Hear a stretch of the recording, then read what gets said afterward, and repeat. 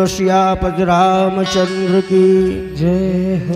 यवन्तः प्रविश्य मम वाचमिमां प्रसुप्तां संजीवयत्यखिल शक्तिधरा स्वधाम्नः अन्यानि हस्तचरणश्रवणत्वगादीन् प्राणान् नमो भगवते पुरुषाय तुभ्यं। प्रेम से बोलो भक्तवत्सल भगवान की जय हो। अपने अपने घरन की सब काहू को पीरो, तुम्हें पीर सब घरन की। बोलो जय जय श्री रघुवीर। प्रेम से बोलो सच्चिदानंद भगवान की जय हो। सर्वप्रथम एक छोटी सी वंदना, उसके पश्चात कथा पे प्रकाश दिया जाएगा। ध्यान दें और दया, हाँ ध्यान देंगे। दया की आस में भगवनो, दया की आस में भगवनो, तेरे दरबार आया हूँ।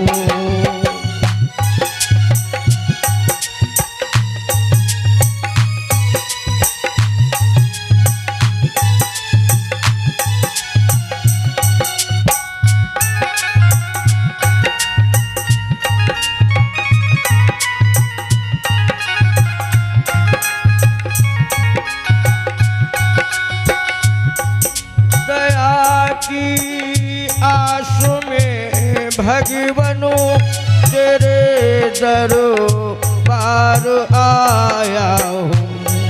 दया की आस में भगवन तेरे दरबार आया हूँ।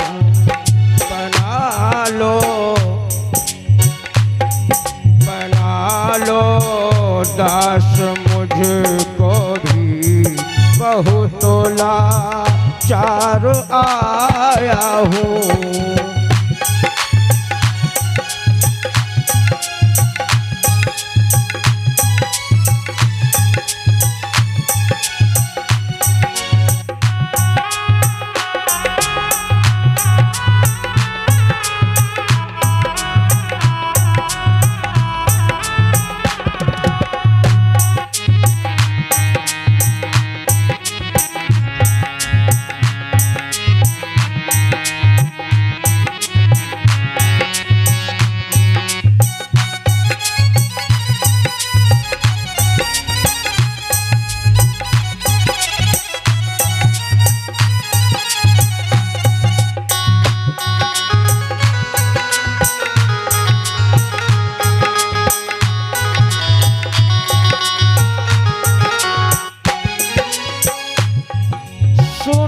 है तुम गरीबों के सदा उद्धार करते हो।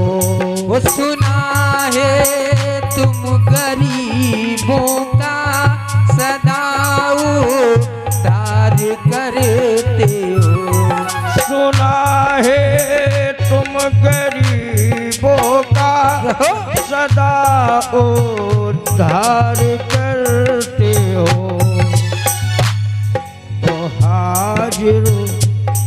तो हाजिर हूँ गरीबों के, तो हाजिर हूँ गरीबों के। स्वयं मौला चार आया हूँ।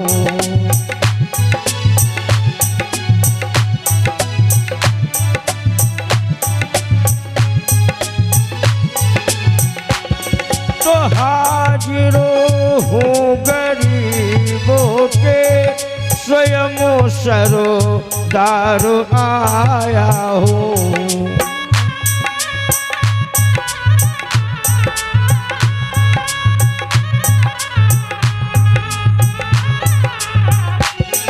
दया की आस में भगवनो तेरे दरबार आया हूँ।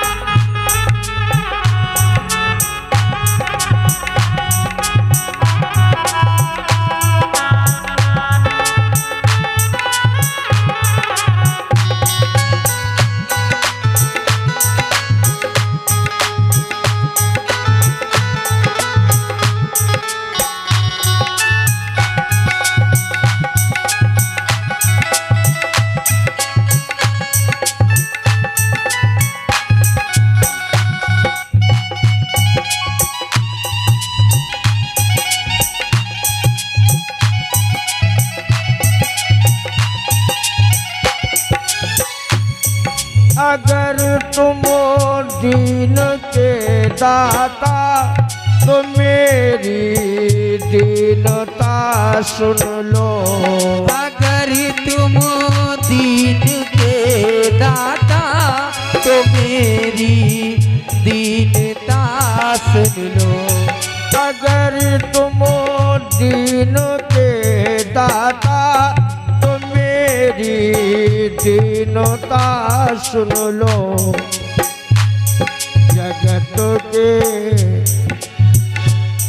जगत के मोह में डूबा, पुनः तो गार आया हूँ।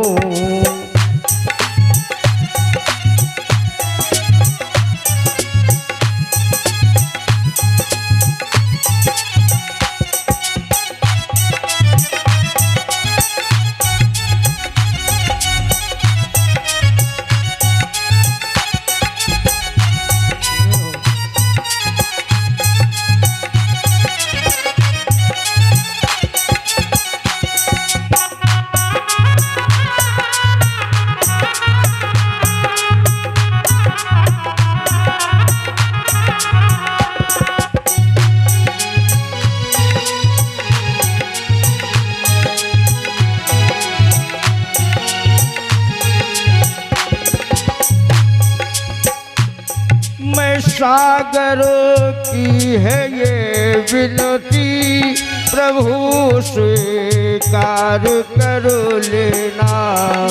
गुरुवर की यही विनती, प्रभु स्वीकार कर लेना। सदा सागर को शरणागतो मिले सरकार आया हो।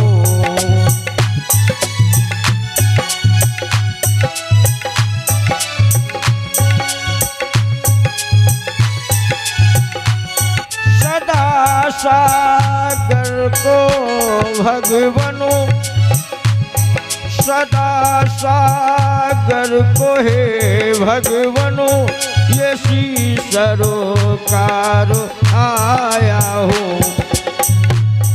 दया की आस में भगवनो, तेरे दरबार आया हो।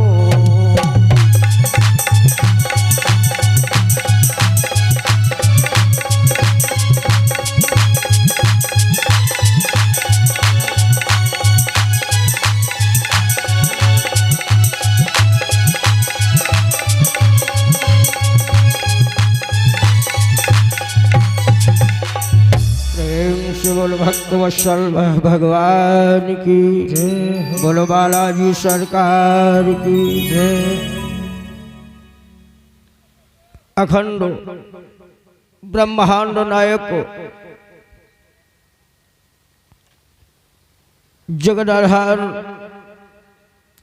कौशलेश नंदन, मर्यादा पुरुषोत्तम श्री राम जी के पद परमानुरागियों एवं मेरी कथा प्रांगण के अंदर उपस्थित हमारे पिता तुल्य वृद्ध एवं गृह कार्य से निवृत्त उपस्थित सती सावित्री अनुसुईया का आचरण करने वाली भक्ति स्वरूपा मातृशक्ति एवं मेरे युवक प्रेमीजन तथा बहनें एवं मेरे छोटे छोटे होनहार कर्णधार आशा कुसुम बच्चों,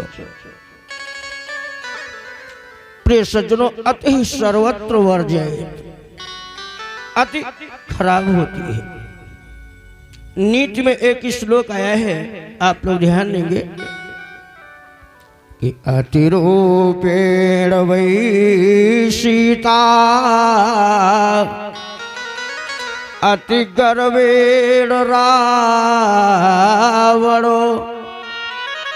सीता अत्यंत रूपवती थी, सीता शक्ति का स्वरूप थी और किसी भी कार्य की अति अच्छी नहीं होती है। अतः सीता का हुआ क्या, हरण हो गया। रावण बहुत बड़ा विद्वान था। रावण को दशानन कहते थे। आनंद माने दिशाएं होता है। रावण को 10 दिशाओं का ज्ञान प्राप्त था, लेकिन रावण को अपनी विद्वता का अहंकार था। और भगवान का एक नाम है गर्वाहारी। उस परम पिता परमात्मा ने किसी का अहंकार नहीं रखा। रावण का भी मरण हो गया। और अतिदानात् बलिर्वृद्धो, अतिर्दानात् बलिर्वृद्धो। राजा बलि ने दान करने में अति कर दी, क्योंकि राजा बलि ने 99 यज्ञ संपन्न किए। और जिस समय यज्ञ का शुभारंभ नर्मदा नदी के भृगुकक्ष नामक स्थान में किया राजा बलि ने, तो भगवान ने एक बटुक ब्राह्मण का स्वरूप धारण करके राजा बलि को ठग लिया। इसे कहते हैं कि अति सर्वत्र वर्जयतो, अति खराब होती है। लेकिन हमारे संत शिरोमणि मानसकार बाबा गोस्वामी जी ने अपनी राम कथा में अति के विषय में लिखा है। आप लोग थोड़ा ध्यान देंगे मानसकार जी ने क्या लिखा कि अति हरि कृपा, अति हरि कृपा जाहि पर होई, पावो दे यही मार्ग सोई। अति हरि कृपा जाहि पर होई, पाम देहि यही मार्ग सोई।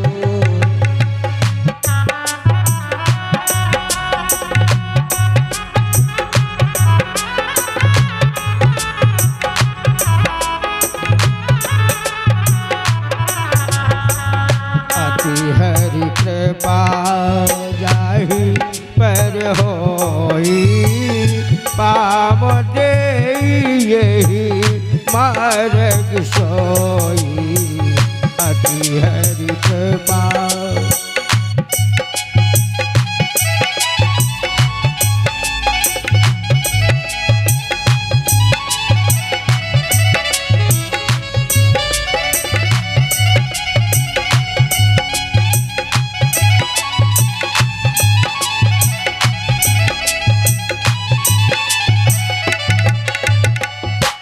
और अति का प्रयोग मानसकार जी ने राम कथा में कहां पर किया है,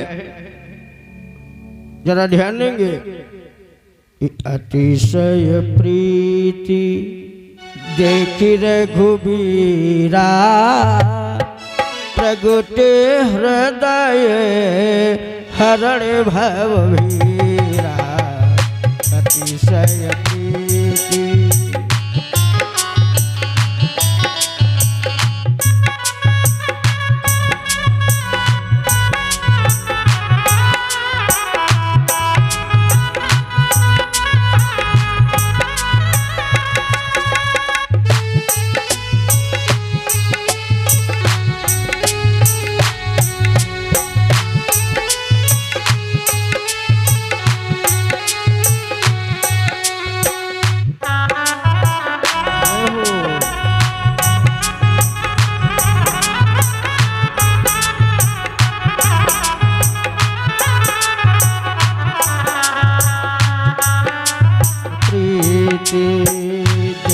रघुवीरा, प्रगटे हृदय हरण भवभीरा। अतिशय प्रीति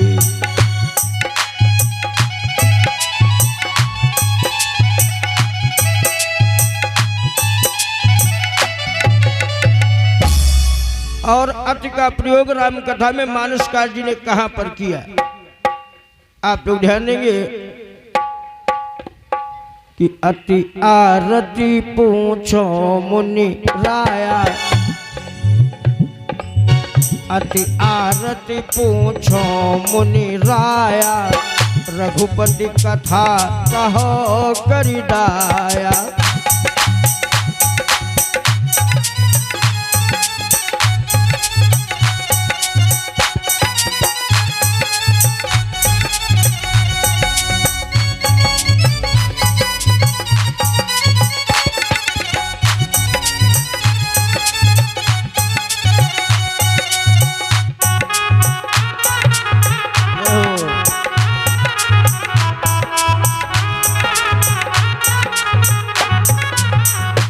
और अति का प्रयोग मानसकार जी ने कहां पर किया है? हाँ ध्यान देंगे, मानसकार जी ने अति का प्रयोग और कहां पर किया कि अतिशय प्रीति। हाँ ध्यान देंगे, मानसकार जी ने अति का प्रयोग कहां पर किया कि अति संघर्ष करे जो कोई।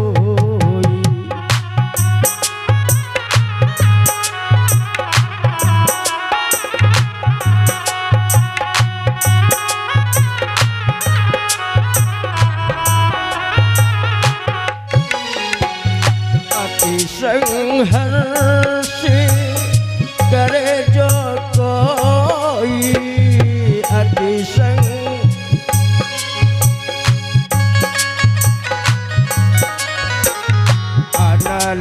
प्रकटो चंदनो ते होई।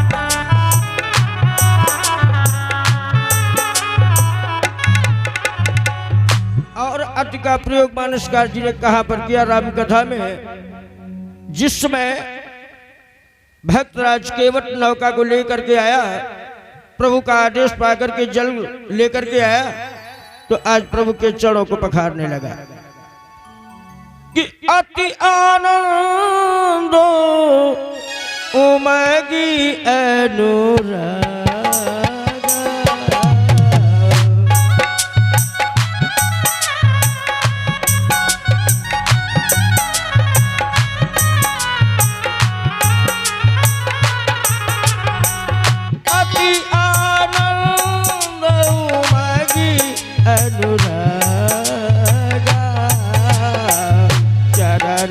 सरोज पखारन लागा।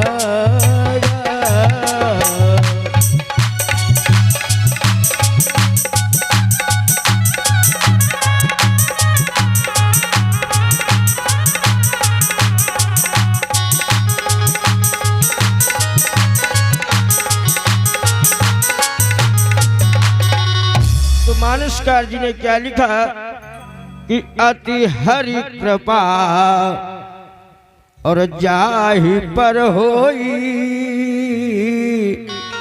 अपाम दे यही मार्ग सोई। उस परम पिता परमात्मा की जब हमारे और आपके ऊपर महान पराकाष्ठा होगी, तभी हम और आप सत्संग के अधिकारी हो सकते हैं। और यदि भगवान की कृपा नहीं हुई तो आप इसी मार्ग से निकल जाएंगे। लेकिन आपको यहाँ पर मस्तक झुकाने का अवसर प्राप्त नहीं होगा। ये उसी परात्पर ब्रह्म की अनुकंपा है जो आज हम और आप यहाँ पर सत्संग कर रहे हैं कथा के माध्यम से। ये परमपिता परमात्मा की महान पराकाष्ठा है। तो आइए भगवान की पावन अमृतमयी कथाओं को श्रवण करने से पूर्व हम और आप अपने मन मंदिर को पवित्र करें उसके पश्चात प्रभु की अमृतमयी कथाओं का गुणानुवाद श्रवण कराएंगे। तो सभी भक्त प्रेम के साथ में तालियां लगाते हुए उच्च स्वर में आप लोग भगवान का संकीर्तन करेंगे। हेलो कि गोविंद जय जय बोलो गोपाल जय जय, गोविंद जय जय बोलो गोपाल जय जय। सभी माताएं बहनें भाई वृद्ध आप लोग तालियां जरूर लगाएंगे। गोविंद जय जय बोलो गोपाल जय जय, गोविंद जय जय बोलो गोपाल जय जय, गोविंद जय जय बोलो गोपाल जय जय, गोविंद जय जय बोलो गोपाल जय जय। राधा रमण हरि गोविंद जय जय।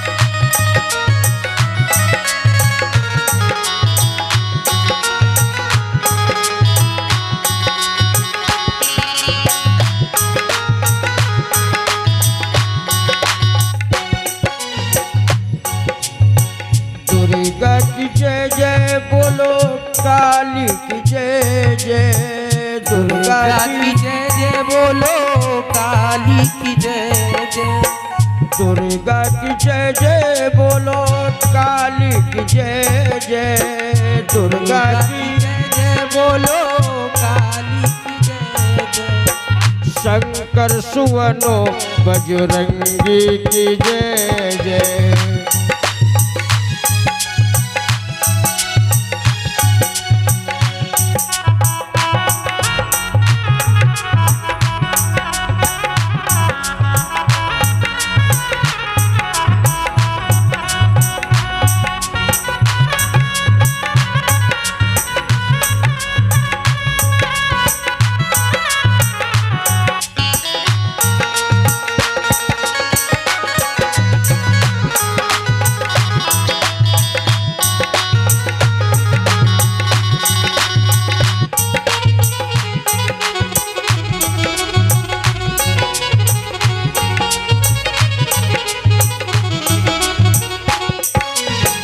शंकर सुवनो बजरंगी की जय जय, शंकर सुवन बजरंगी की जय।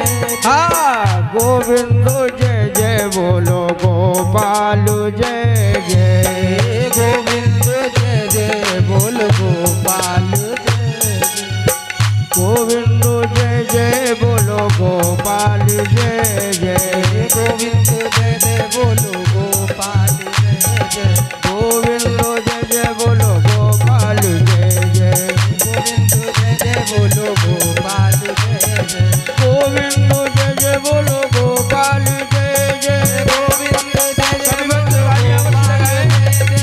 गोविंद जय जय बोलो गोपाल जय जय, गोविंद जय जय बोलो गोपाल जय जय, गोविंद जय जय बोलो गोपाल जय जय, गोविंद जय जय बोलो गोपाल जय जय, राधा रमण हरि गोविंद जय जय, राधा रमण हरि गोविंद जय जय, राधा रमण हरि गोविंद जय जय, राधा रमण हरि गोविंद जय जय, राधा रमण हरि गोविंद जय जय, राधा रमण हरि गोविंद राधा। प्रेम से बोलो भक्तवत्सल भगवान की जय हो, बोलो गुरुदेव भगवान की जय हो। उपस्थित हो कथा प्रांगण में मेरे समस्त भगवत भक्तों, अभी आप हमारे भैया जी के द्वारा कथा अमृत पान कर रहे थे। सुखदेव जी कहते हैं, राजन परीक्षित, अब आपकी क्या सुनने की इच्छा है? परीक्षित जी ने कहा, ऋषराज, मैं श्रवण करना चाहता हूं कि भगवान ने रास महारास किस प्रकार से संपन्न किया। और आप लोग ध्यान देंगे, भगवान ने जो भी लीलाएं की है उसके पीछे कुछ ना कुछ रहस्य छुपा हुआ है। तो आप लोग ये ध्यान दीजिएगा, रास महारास मुरली मनोहर श्याम सुंदर जी ने क्यों किया, इसका कारण क्या था? सुखदेव जी कहते हैं, राजन परीक्षित, एक बार की बात है कि कामदेव चल करके ब्रह्मा जी के पास पहुंच गया और कहा, ब्रह्मन, मैंने सारे संसार के ऊपर विजय को प्राप्त कर लिया है, तो आप मुझे विजय श्री का तिलक कर दें। ब्रह्मा जी ने कहा, कामदेव,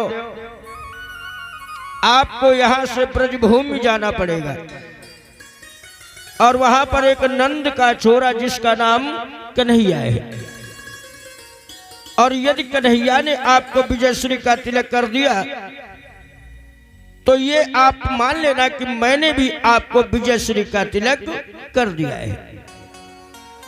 आज कामदेव वहां से चलता है और मन में विचार किया कि मैं तो जाते ही जाते उस नंद के छोरे को परास्त कर दूंगा। कामदेव को अहंकार आ गया, और मैंने अभी आपको बताया कि अहंकार विनाश की जड़ होता है। आज कामदेव चल करके कन्हैया के पास पहुंच गया और कहा, कन्हैया, आप मुझे विजयश्री का तिलक कर दें। कन्हैया ने कहा, कामदेव, कारण क्या है? कहा, मैंने तो सारे संसार के ऊपर विजय प्राप्त कर ली है। कन्हैया ने कहा, कामदेव, आपने सारे संसार के ऊपर विजय प्राप्त कर ली होगी, लेकिन इस वृंदावन के बन की एक भी पत्ती पर कामदेव अपना प्रभाव दिखा दे तो मैं तुम्हें विजयश्री का तिलक अवश्य कर दूंगा। उसी समय भोले बाबा का प्राकट्य हो गया। प्रेम से बोलो शंकर भगवान की। भोले बाबा ने कहा, कन्हैया, एक शर्त होगी कि आपको रास महारास करना पड़ेगा, और उस रास महारास में यदि आपने कन्हैया को हरा दिया, यद्यपि अगर आप कामदेव आपने कन्हैया को हरा दिया तो कन्हैया तुम्हारे पुत्र होंगे और तुम कन्हैया के पिता होंगे, और कन्हैया अगर आपने कामदेव को हरा दिया तो आप काम के पिता और काम तुम्हारे पुत्र होंगे। दोनों लोगों ने शर्त को स्वीकार कर लिया। प्रेमी सज्जनों, इसी शर्त को पूर्ण करने के लिए भगवान ने यहाँ पर ये रास महारास किया है, अर्थात काम को परास्त करने के लिए भगवान ने रास महारास संपन्न किया। लेकिन जरा ध्यान दें, इसी रास महारास में कामदेव कन्हैया से हार गया था।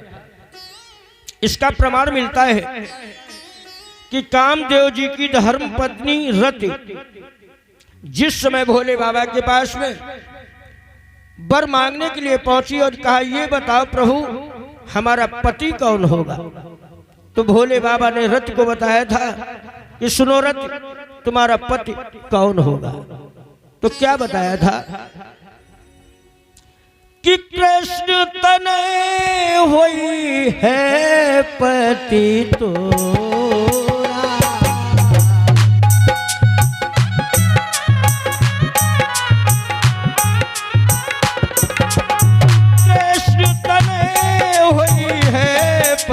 तोरा बचन अन्यथा कोई न मोरा।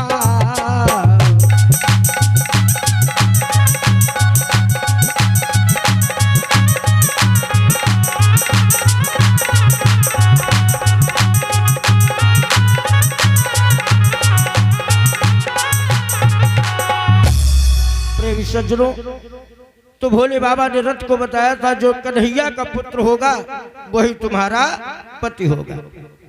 तो ये प्रमाण मिलता है कि कन्हैया से कामदेव हार गया था।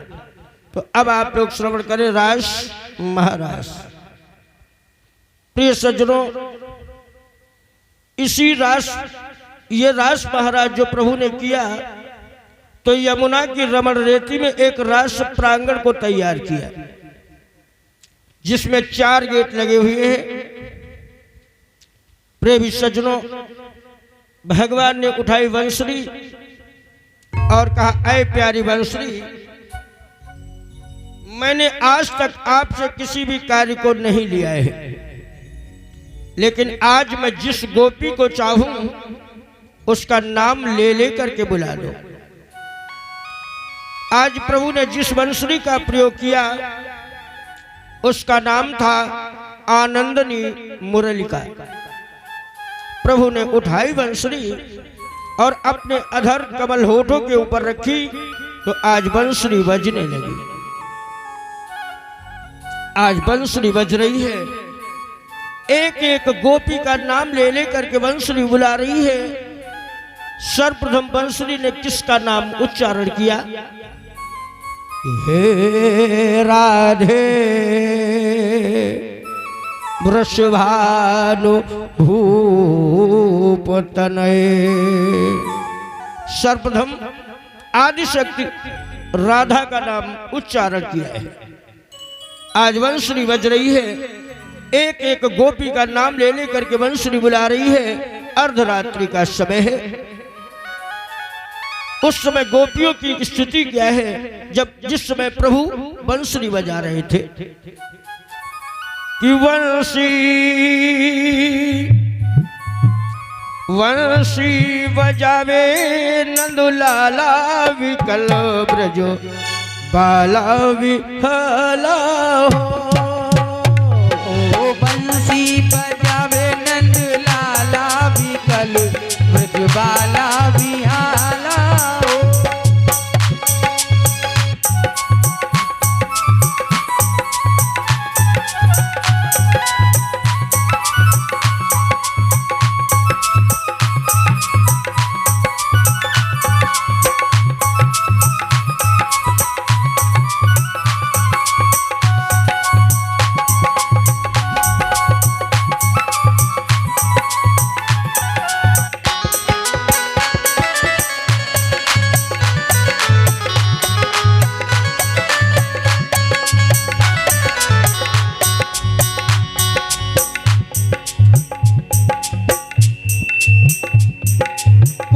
गोपी ठाड़ी गहे की मारे, कोई गोपी ठाड़ी गहे की मारे। और कोई गहे हाथों ताला विकल ब्रज बाला विहाला हो। बंसी बजावे नंद लाला विकल ब्रज बाला विहाला हो।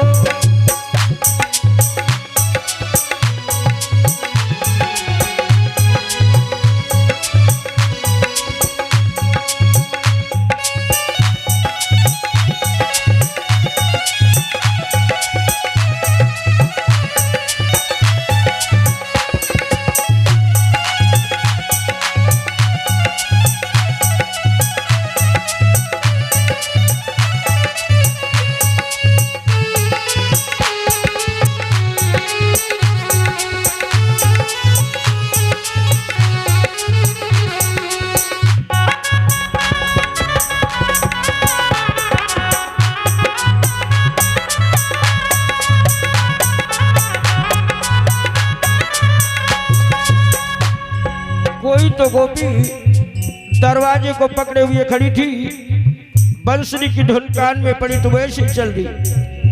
और कोई गोपी ठाड़ी, कोई गोपी सोवत पति को छोड़े, कोई गोपी सोवत पति को छोड़े। किसी गोपी का पति निद्रा से मस्त था, बंसुरी की धुन कान में पड़ी तो वैसे ही चल दी, सोते हुए पति को छोड़ दिया। कोई गोपी सोवत पति को छोड़े, कोई गोपी सोवत पति को छोड़े, अरे कोई रोवत छोड़ लाला विकल ब्रज बाला बिहाला हो। बंसी बजावे नंद लाला विकल ब्रज बाला बिहाला हो।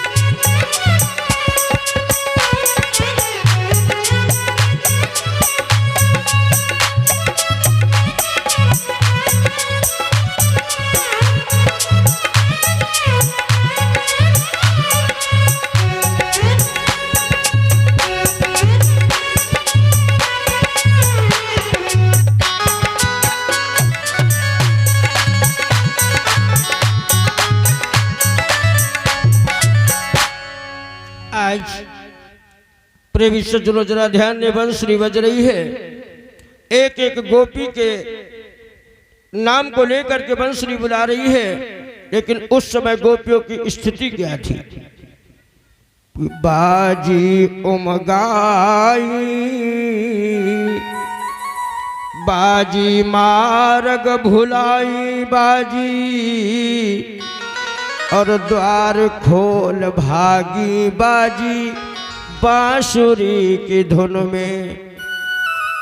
तो बाजिन ने फारा चीर, बाजिन ने विसारा धीर, और बाजिन के उठी पीर व्याधि लागी तन में। अर्धरात्रि का समय है। आज सभी गोपियां एकत्र हुई तो गोपियां एक दूसरे से पूछ रही हैं कि बहन ये बताओ बंसुरी कहाँ बजी। तो आप लोग थोड़ा शब्दों पर गौर करेंगे कि बाजी कहे कहाँ बाजी, बाजी कहे नाही बाजी। कोई गोपी पूछती बहन बता बंसुरी कहाँ बजी, तो कोई गोपी कहती बहन धोखा हो गया तुम्हें बंसुरी नहीं बजी। बाजी कहे कहाँ बाजी, बाजी कहे नाही बाजी, और बाजी कहे बाजी बाजी बांसुरी तो बाजी है। कोई गोपी कहती बहन हमें धोखा नहीं हुआ, बंसुरी जरूर बजी। तो बाजी कहे कहाँ बाजी, बाजी कहे नाही बाजी। कोई गोपी कहती बहन धोखा हो गया बंसुरी नहीं बजी। तो कहा अगर बजी है तो बताओ कहाँ बजी। तो बाजी कहे बांसुरी बाजी वृंदावन में। आज सभी गोपियां चल करके कन्हैया की शरण में पहुंच गई। जरा ध्यान ने यहाँ पर कवि जी की कल्पना है कि बाजी कहे बाजी बाजी, बाजी कहे नाही बाजी बाजी।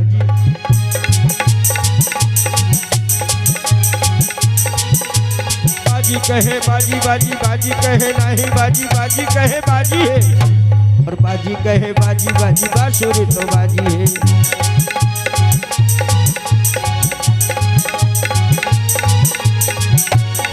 हमारे पढ़े लिखे भाई लोग जरा ध्यान दें, इसमें अलंकार कौन सा है। बाजी कहे बाजी बाजी, बाजी कहे नाही बाजी, बाजी कहे बाजी बाजी बांसुरी तो बाजी है।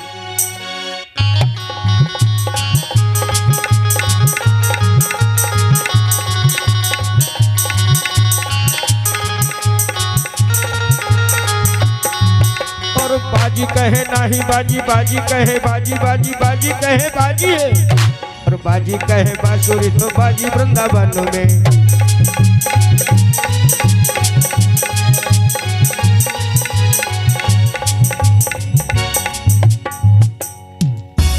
कनक कनक ते 100 गुनी मादकता अधिकाय, या खाए बौराए जग या पाए, बस वही अलंकार है।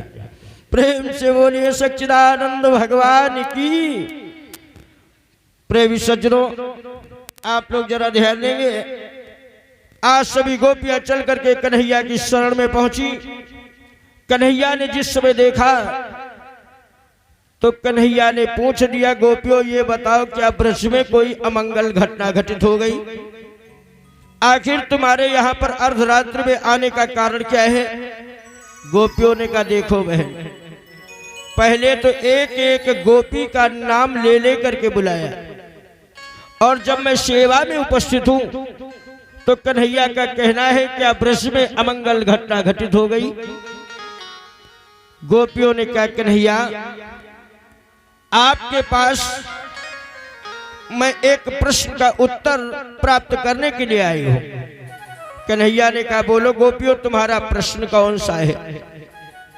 गोपियों ने कहा, कन्हैया अगर किसी पत्नी का पति परदेश चला जाए और पत्नी अपने पति का पूजन करना चाहती है तो वो किस प्रकार से पूजन करे?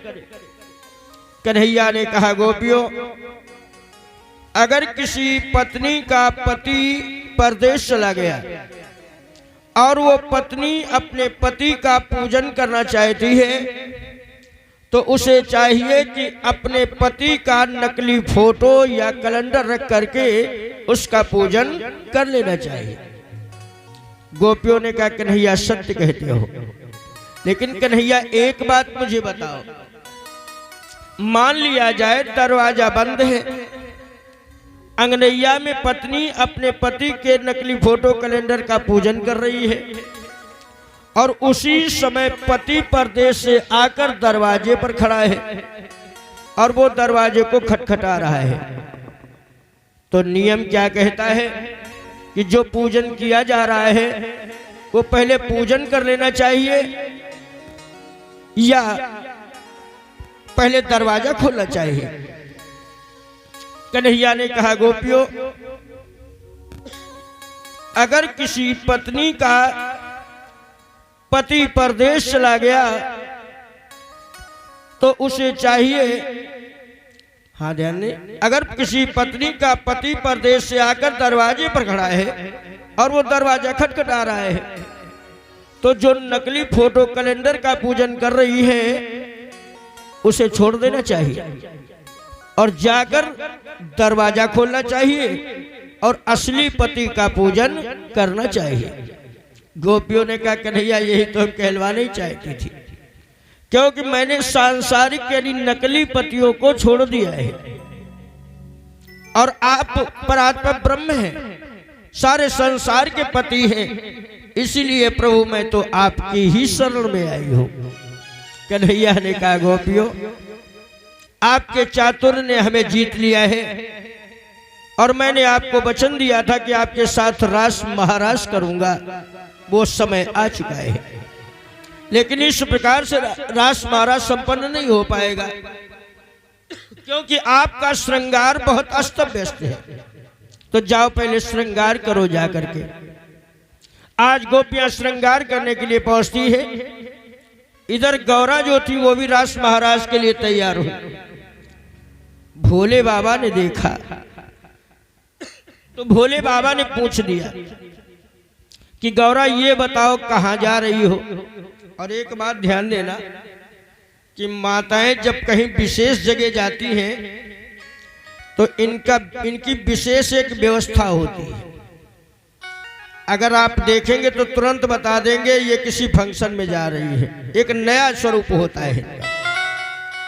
तो भोले बाबा ने जब गौरा को देखा तो भोले बाबा ने पूछ दिया कि ये बताओ गौरा कहाँ जा रही हो? गौरा ने कहा, स्वामी हम तो रास महारास देखने जा रही हैं। भोले बाबा ने कहा, हमको लेवाए ले। गौरा ने कहा, नहीं स्वामी, वहां पर पुरुष प्रवेश निषेध, वहां पुरुषों को प्रवेश नहीं दिया जाता। और एक बात बताओ आप लोग, जगह जगह पर लिखा होगा पुरुष प्रवेश निषेध, लेकिन आप लोगों को कहीं मिला स्त्री प्रवेश निषेध? पुरुष प्रवेश निषेध, पुरुष पर पाबंदी तो हर जगह लगी है, लेकिन स्त्री के लिए मैंने नहीं देखा, लेकिन हो सकता कहीं लिखा हो। प्रेम से बोलिए सच्चिदानंद भगवान की। भोले बाबा ने कहा गौरा तो इसमें कौन सी बड़ी बात है, क्योंकि पुरुषों को ही प्रवेश नहीं मिलेगा। तो सुनो हम क्या करेंगे कि बोले गौरा से शंकर जी एको दिनों, बोले गौरा से शंकर जी एको दिनों, और प्यारी हम भी जनाना बनेंगे। बोले गौरा से शंकर जी को दिल, प्यारी हम भी जनाना बनेंगे।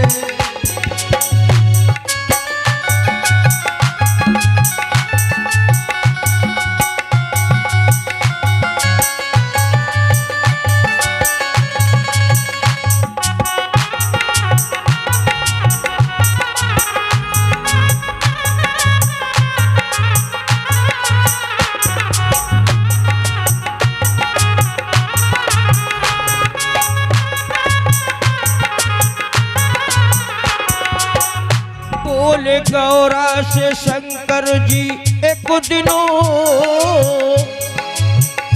प्यारी हम भी जनाना बनेंगे। वृंदावन की सुहानी गली में, वृंदावन की सुहानी गली में, वृंदावन की सुहानी गली में, देखो मेरा सुलीला चलेंगे। वृंदावन की सुहानी गली में, देखो मेरा लीला चलेंगे।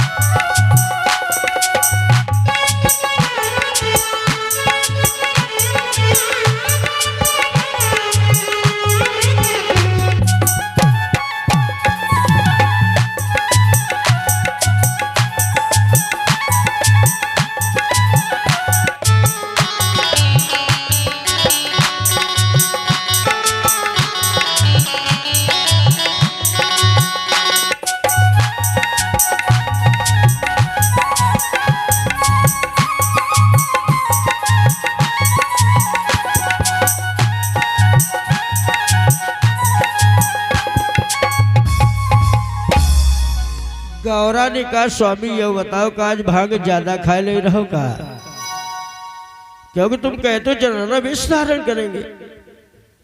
तो बोली गौरा सुनो त्रिपुरारी, अक्लो क्या गुम हुई है तुम्हारी। क्यों कि मर्द से बन रहे हो जनाना, मर्द से बन रहे हो जनाना, मर्द से बन रहे हो जनाना, कहते हो साथों हम भी चलेंगे।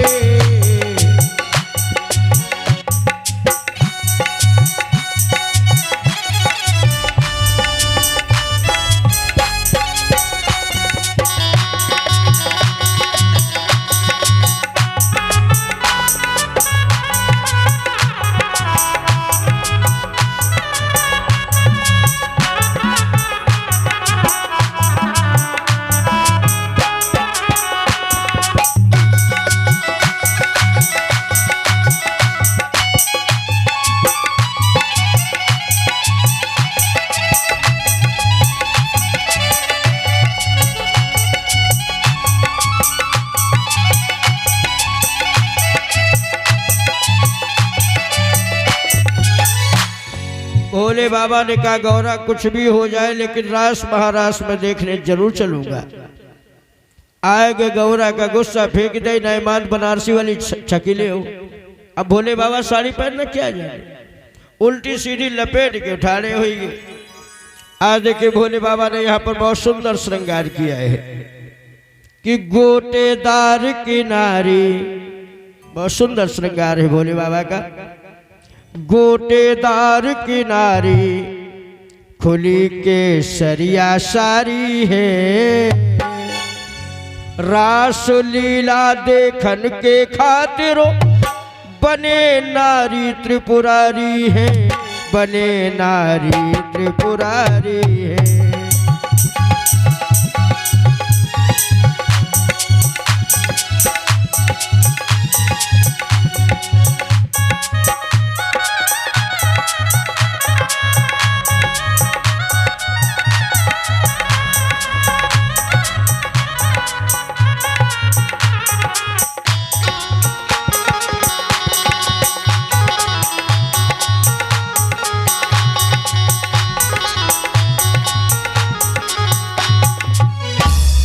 भोले बाबा ने बहुत सुंदर श्रृंगार किया।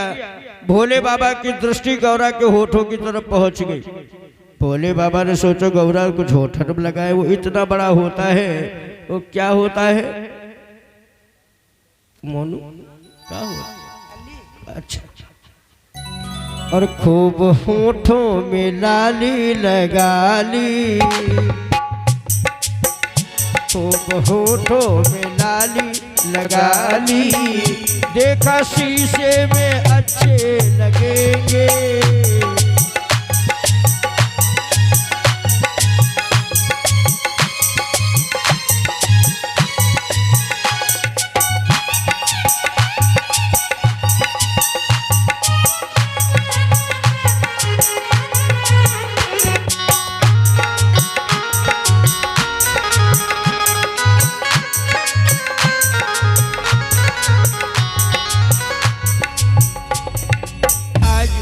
भोले बाबा ने सोचा अब तो श्रृंगार बन गया, लेकिन गौरा के पैरों की तरफ भोले बाबा की दृष्टि पहुंच गई। भोले बाबा ने सोचा तो महावरी लगाए हैं। भोले बाबा ने कहा गौरा थोड़ा सा रंग और हमें थोड़ा सा रंग दे दो। तो गौरा तो एक डिब्बी में रंग रखती थी और सलाई के द्वारा महावर करती थी। गौरा ने लाए कि भोले बाबा को दो। भोले बाबा ने लाओ रंग, एक बेवाई भरे भाव, फटे पैर से रंग लगाया। भोले बाबा ने कहा गौरा थोड़ा सा रंग और दे दो। आगे गौरा का गुस्सा, एक टप में जल भर दो, वाई में रंग छोड़ दो, नहीं मान तो खूब छकीले हो। भोले बाबा ने सोचो कौन घंटन महावरी करे, उठाए दोनों पैर वाई में ठाड़े हो गए। भोले बाबा ने सोचा अब तो सुंदर श्रृंगार बन गया। तो आगे आगे गौरा और पीछे से बनी हुई गौरा यानी भोले बाबा। तो गौरा ने मुड़कर देखा। गौरा ने कहा स्वामी थोड़ी सी कमर तो झुकाई ही ले। भोले बाबा ने कमर को झुका लिया। साड़ी का अर्ज लिमिटेड होता है 4.5 मीटर और बहुत ज्यादा 5 मीटर। तो भोले बाबा जब साड़ी पल्लू आगे खींच ले तो पीछे 1.5 हाथ जटा दिखाने लगे, और जब साड़ी को पल्लू पीछे पहुंच जाए तो आगे हाथ भर एक दाढ़ी दिखाने लगे। यह दाढ़ी बहुत विचित्र, ना मानो ही रामेश्वर ही पूछा उनसे, लेकिन ये कहा रखा है न हो। प्रेम से बोलिए सच्चिदानंद भगवान की। बेचारे अगर चूल फूकन जाए तो वही परेशानी, नाना प्रकार की दिक्कतें हैं। नहीं भैया समय कम है। प्रेम से बोलिए सच्चिदानंद भगवान की। तो आगे आगे गौरा, पीछे से भोले बाबा कमर को झुकाए हुए जा रहे थे। मार्ग में गुजरी मिल गई। उसने पूछ दिया गौरा ये तुम्हारे साथ कौन है? कहा ये मेरी बहू है। भोले बाबा ने सोचो अब ठीक रहो। कमर झुकाए झुकाए कमर टेढ़ी हुई गई, अब बहू बनाए डालो। तो गुजरी ने कहा गौरा एक काम करो, इसका जरा घूंघट उठा दो। भोले बाबा ने सोचो गजब हुई गो, सारा भेद यही खुल जाएगा कि सोचा भोले ने अब क्या करेंगे। जरा घूंघट उठा कर दिखा दो, घूंघट उठा कर दिखा दो। सोचा भोले ने अब क्या करेंगे, बोले गौरा से शंकर जी को दिलो। प्यारी हम भी जनाना बनेंगे, बोले गौरा से शंकर जी को दिलो।